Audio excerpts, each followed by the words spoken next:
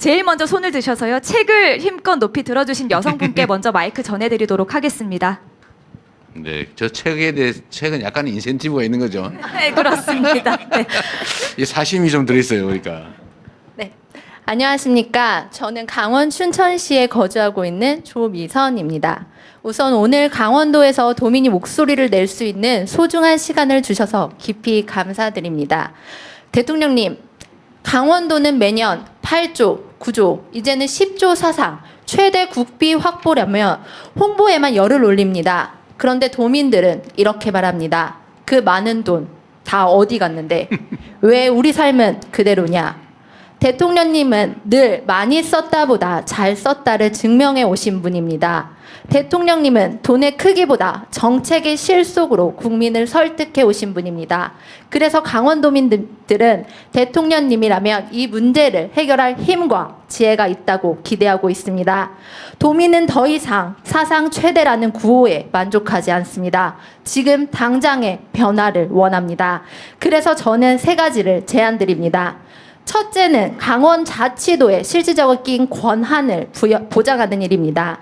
특별자치도가 출범했지만 도민들은 무엇이 특별해졌는가라고 묻고 있습니다.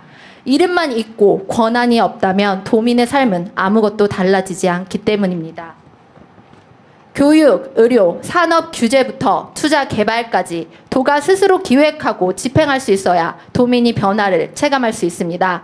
대통령님, 강원특별자치도의 완성은 강원만의 문제가 아니라 대한민국 균형 발전의 시험대입니다. 이번에 반드시 실질적 권한을 보장해 주시기 바랍니다. 둘째는 접경지역의 군사규제 완화입니다. 접경지역 주민들은 집 앞 땅 하나 맘대로 쓰지 못하고 투자 개발은 늘 막혀 있습니다.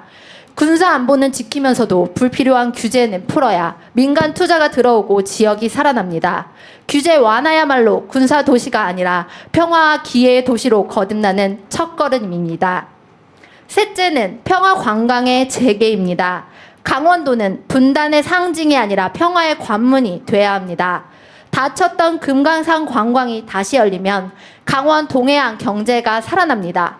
DMZ는 이제 세계가 주목하는 생태 역사 자산입니다.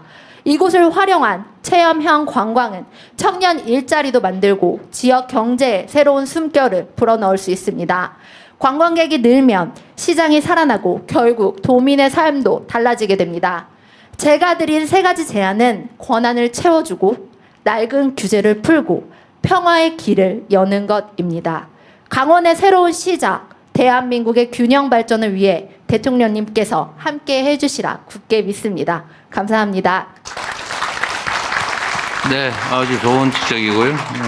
군사 규제 완화는 말씀하시기 전이라도 그거는 국방부가 잘 준비해서 빠른 시간 내에 시행할 거고, 평화관광 재개 문제는 뭐 우리 마음대로 할 수는 없는데 어쨌든 최선을 다해 볼 생각입니다.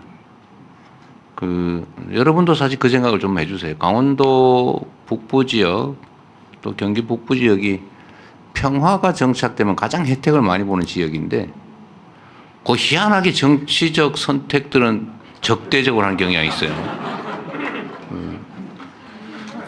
근데 그게 실제로 정책 결정에 영향을 미쳐요.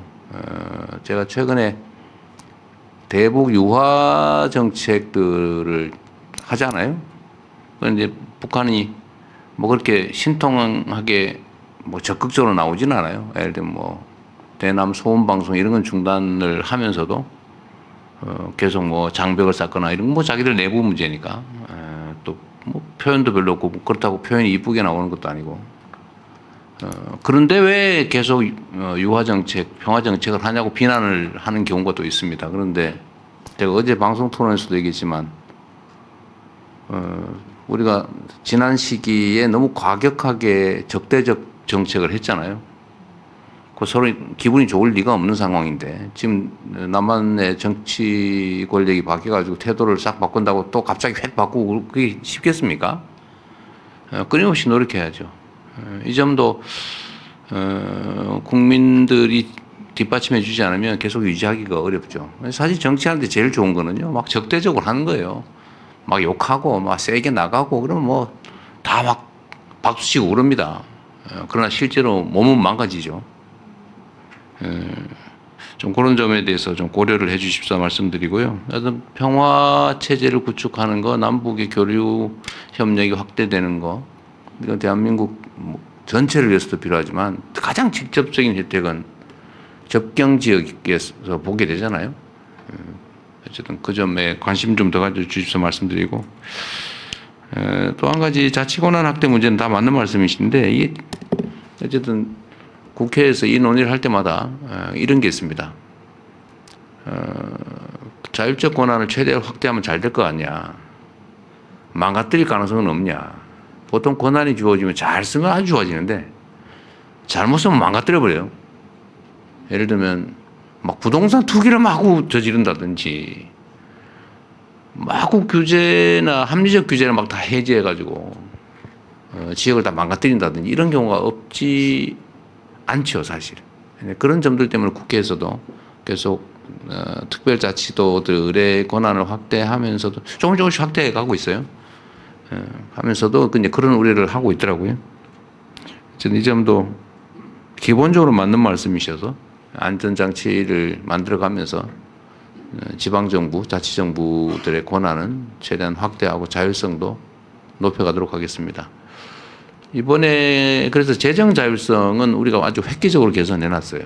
그러니까 정부에서 지방에 그 재원을 넘겨줄 때 요거는 이도 이런 용도로만 써 이렇게 정하고 있던 거를 이번에는 포괄적으로 선택할 수 있게 이렇게 넓혀서 지방 정부의 자율성을 넓혀서 그게 한 7조 원 정도 늘렸던 거죠.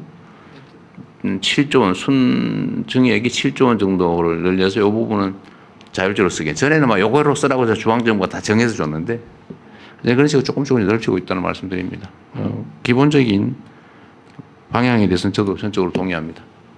다른 분 준비된 질문 하시죠. 지사님도 좀 참으시죠?